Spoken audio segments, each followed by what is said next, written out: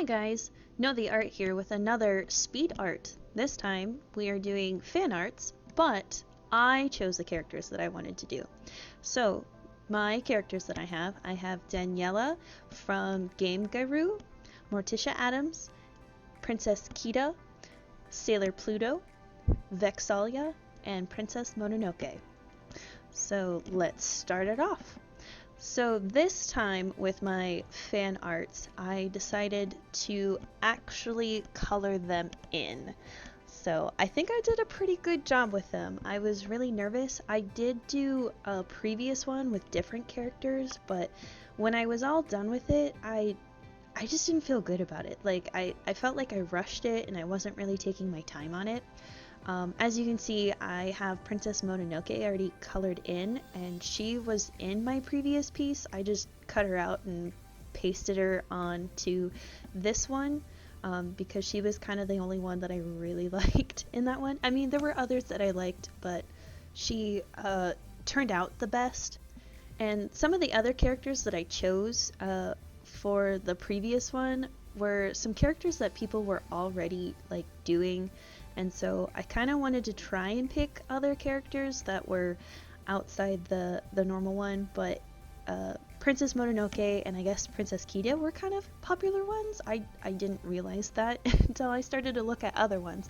And so, but I chose these lovely ladies because I really enjoy their character design and I enjoy their characters. So Sailor Pluto, as I said before in my other 6 fan arts, is my favorite Sailor Scout. I love her character design so much. She's beautiful, she's strong. I also love Pluto. It's one of my favorite planets, or used to be my favorite planet. But anyway, Sailor Saturn is probably my second favorite Sailor Scout, because Saturn is also my second favorite planet, but I guess is now my first. Daniela, oh my gosh, when Game Grumps did this Game Guru stuff, I was so hyped for it. The 90s anime aesthetic behind it was amazing, and I just loved the character style that they come out with it, and I love all the character art that people are doing with it. I especially like the newest idea of the pastel kind of look to them, the school outing on the shirt that they have. I hope to someday get that shirt if they ever print them again. Please, Game Grumps, please. I really want one. I missed it out on it, and all they had were extra large. I'm a small girl. I'm a very small girl. I'd be swimming in it if I got it. But, oh my gosh, I love the Game Grumps. If you like the Game Grumps, let me know in the comments below. Vexalia is from Critical Role. If you haven't seen or watched or heard Critical Role, it's a bunch of nerdy voice actors play Dungeons and Dragons, and they're quite a few famous voice actors. Matt Mercer, Laura Bailey, Travis Willingham, Sam Riegel, Liam O'Brien are kind of the top contenders of voice actors. And then there's Taliesin Jaffe and Marisha Ray. They're voice actors too, but they do more on the side, and they have bigger roles in other things for voice acting. So, but they started it quite a bit ago. Oh, and I forgot Ashley Johnson is on it too. Sometimes she couldn't be on it because she was in a TV show, so that's why I missed her. But she is adorable. Anyway, it's where they used to get together and play D&D. I know for Sam Riegel and Liam O'Brien, it was their first time doing it, and they really enjoyed it, and they've been playing ever since. They're on season 2 right now. I have to say, I wouldn't say Critical Role is the reason I got into Dungeons & Dragons. It was based on Geek and Sundry, which they're produced from, when they did, what was it called? Titanfall? Titan Grave? Oh, I don't remember. Someone remind me what it is. Where Will Wheaton did it. It was kind of a sci-fi Dungeons and Dragons thing. Oh, it was so good. It really got me into that kind of role-playing thing. And I've been playing, I think, for 4 years. It'll almost be 5 years. in August or September, so that's really nice. But the characters are great. I really enjoyed the first season. I loved all of the characters. I named my cat Trinket after the bear. I know it's supposed to be a boy, but I thought Trinket could be, you know, a non-gendered name, and she's adorable. The next character I outlined was Morticia Addams, and oh my god, she's life. She is queen. She is what every woman should be: sexy, sensual, badass, and knows what she wants and can get it.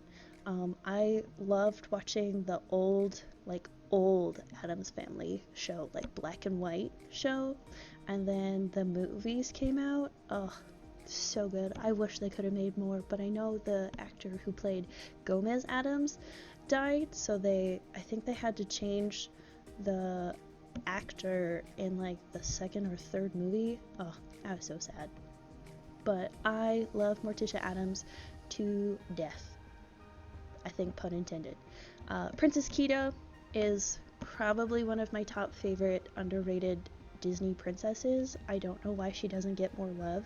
It's probably because Atlantis bombed really badly when it came out, but people love the movie now, and it really sucks because there was this big thing in like the 90s and early 2000s where there were all these great like movies like Atlantis and El Dorado, but they didn't do so well in like the movie theater, so they're like, oh, I guess we can't do any more, and then they just stopped making such awesome movies, and it made me really sad. I know there's more behind it in like the animator stuff. I follow quite a few animators from Disney on Instagram, and I've learned a lot of their stories. But Princess Kita, she was also a badass. I enjoyed her character.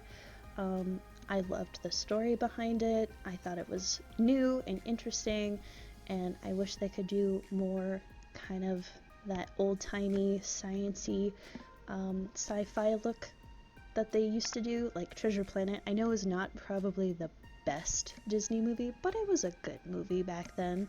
It was like the way that they did the movies, and they started to change how they did animation, because that's when they started to do kind of the CGI 3D animation sculptural stuff in the animation to go away from the 2D and into the 3D that we see now in Disney today. Princess Mononoke, not my top choice for a Studio Ghibli movie, but it's so good. If you haven't watched it, it's beautiful. My favorite, of course, is Howl's Moving Castle. Like, I loved that movie. The book is really good too. If you haven't read the book, I highly suggest it. But Princess Mononoke, I saw when I was young, I would say probably 7 or 8, and it scarred me bad. And then I got to watch it when it came in for a movie theater, and it was so beautiful, so gorgeous. I forgot how amazing it was. And so, yeah, like she's a badass too. She does what she does, and she gets it done. And so those are my lovely lady choices. I would say that the coloring of this, I used quite a few different markers. I have a few. I'm going to look at them right now. I have, the normal Copics. Most of them I got when I was in Japan. I've got Artist Loft. I've got Spectra markers that I talked about before. I got another set of markers. They're called Mepsky. I don't know how to say this. It's Mepxy. I also got these in Japan, but I only got the skin tone type. Everything's cheap in Japan if you want some good markers. I would highly suggest, if you're looking to buy Copics, I know they're always expensive, but that's the US or international price, and yes, they're going to be expensive, but if you can get them from Japan, if you go into Amazon, Japan's Amazon, and buy them, you could probably get them a little bit cheaper. I would say if you ever get to go to Japan, buy a suitcase and just stock up on art supplies, because that's what I did when I went this past winter. Is I just gorged myself on art supplies. They were having a huge sale at this art supply store. It was 6 levels high. It was a block from my hotel. It was in Shinjuku. It was the best place to be. I cannot wait to go back there because I bought so many sketchbooks, I bought markers, I bought pens, I bought like 2 books of artists, like art, and now I follow them on Instagram because they're amazing and I love them. And it's, yeah. Plus, they were all really cheap, and I got them for cheap, and so that was really nice. What other markers do I have in here? I've got hashtag coloring markers. I got them at Michael's, I think. They were like my first like brush markers, and they were cheap. They were very, very cheap, and they have now started to die away, but that's okay. They lasted a long time. The Artist Loft, I would say, is the next cheapest one that I got. These I got from Michael's as well. They're doing pretty good. They hold up. Copic markers, of course, good quality. They are refillable, but you have to understand how to refill them, because if you don't refill them correctly, you could definitely ruin your markers. The Spectra ones, as I talked about before, they are non-alcohol markers, so they're a little bit better for your health, like you're not breathing in the fumes of the alcohol-based markers. But I don't know if these refill, but they came in a nice pack that I got at an art teacher conference. Like, I won them. Like, I had to spin a thing. I know I probably said this before, but I spun a thing and it was like, try again. So I tried it again and it was like, you get the markers. And they were only giving out 3 of these packs, and they've lasted a pretty long time. I've had them for about 2 years.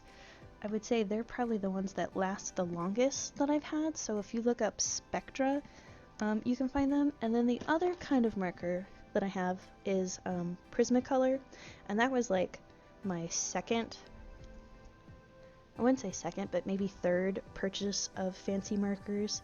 Like, they're expensive, but they're not as expensive as Copic, and I got these at Hobby Lobby, which I don't shop at anymore. I think you can get them at Michael's. I haven't bought Prismacolors. They have a nice, they don't have a chisel tip. They're both, the both sides I have are brush. One's just a thinner brush, and the other one's kind of a thicker brush, but they're pretty good. They're starting to dry out a little bit, but you know, it is what it is. When you're using markers a whole lot, and I used them a lot when I first started out, but I only used them to like color in coloring books, which I think is a great way to practice like shading and figuring out your markers. Instead of like having this really awesome picture that you're drawing and then have it ruined by your experimentation of markers. And so I would say, if you can, grab some adult coloring books or like your favorite coloring books and just practice, because like sometimes the paper is thick enough that it won't bleed through, and sometimes the paper is not, and then you ruin one of the pages. Not saying that happened to me, but it did. Ruining one of the pages that you either had previously colored or wanted to color. So I would suggest maybe putting like an extra scrap paper in between, but it is a great way because it shows you not only where like the shading is, but you can also practice like with highlights. You can make your own light source on the piece if you want to, or based upon where the shading of like the black lines are, that can help you figure out where the highlights are. And so I think that was a nice way for me to understand how like my skin tone Copic markers work and my other skin tone markers work, and like which ones like work well for like the shading and which ones work well for the highlighting. And then also discovering like what skin tones are, because there's a lot of different skin tones, isn't there? Am I right, everyone? And so just trying to figure out how that all works. And as in this piece, I tested out on like one of my sketchbook pages. You'll probably see it, me testing out which markers worked well together and like the combination of colors before I put them on there, and then I like sectioned them off in like groupings around my desk, and then just trying to remember which one was which was probably the difficult part, but I would say it really helps to figure out your colors, like make swatches of your markers or your paints or whatever, because it's going to help you in the long run, and then label them. That's something that I need to do, because like I'll lay down a color and then I'll lay down another color and they're pretty close in like coloration and hue, and I won't remember which marker is which. So then I have to look at like what the name of it is or the number, and then I have to make sure that I write it down after I like swatch it. Otherwise I'm just gonna be like picking the wrong color, and then I'll have messed up and ruined everything. And then I'll be sad, and then I'll have to trace my project onto another piece of paper and start over. And nobody wants to do that. That's a lot of work. That is a lot of work, my friends. So, as you can see, I'm starting to finish up with my piece. I have Sailor Pluto and Princess Kita left in here. I feel like I kind of rushed on Vexalia's description. If you haven't done Critical Role, she's probably kind of an unknown character for a lot of you. So, Vexalia is a half-elf ranger who had a bear named Trinket. They went on many adventures with her twin brother, Vax, and he was a rogue. There was Pike, who was a cleric, Grog the barbarian, Scanlan the bard, Keyleth the druid, Percy the he was like a gunslinger. That was like a homebrew thing that they came up with. And I'm missing someone. Am I missing someone? I think that's everyone. Oh, yeah, no, that was everyone. That was everyone. And they went on so many adventures. Like, their story, I think, took 2 or 3 years to finish on Geek and Sundry, and then but before that they had been playing for 1 or 2 years before that. So, and then season 2, I don't know the characters well enough to explain who they are. I haven't gotten very far in season 2. I've been kind of listening to other stuff besides Critical Role. I kind of miss it just a little, because if you know any of the voice actors, they do a really good job of role-playing, and they have voices down, and it's amazing. I'm so impressed they can keep up with this for so long. I'm always surprised that they can like remember how their character sounds, because sometimes I try and give my characters in D&D that I play like accents and stuff, but then I forget. So then I have to like figure out a way to get myself back into that accent. Or like I have to say a trigger word to get me to like do an accent.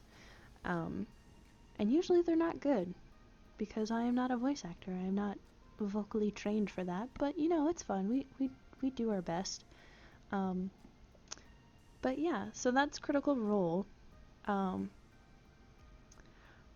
I am starting to run out of rambling things, because we're starting to get towards the end with Princess Kita.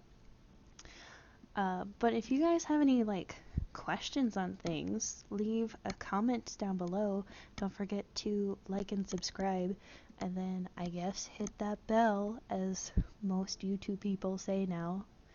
I still don't know what that is. I still need to figure that out. But to go back to some art stuff, the sketch pad that I'm using is called Graphics 360. It's Ben Fang designer series. It's marker paper. It's a 11 by 14 thing that I'm working with.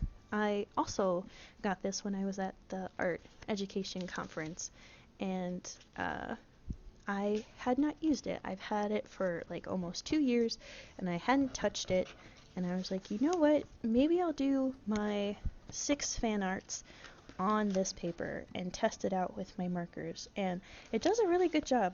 I was a little confused at first because my first like coloring of the 6 fan arts, it like bled through the paper, and then this one, it didn't bleed through at all, so I was really confused. But as you can see, the colors do a really good job on this paper. They're very bright, and they like look really nice with it. I also used a gel pen that I got. It's just a normal jelly roll pen. But if you want more of this, just let me know. And that is it. That is my time. See you next time.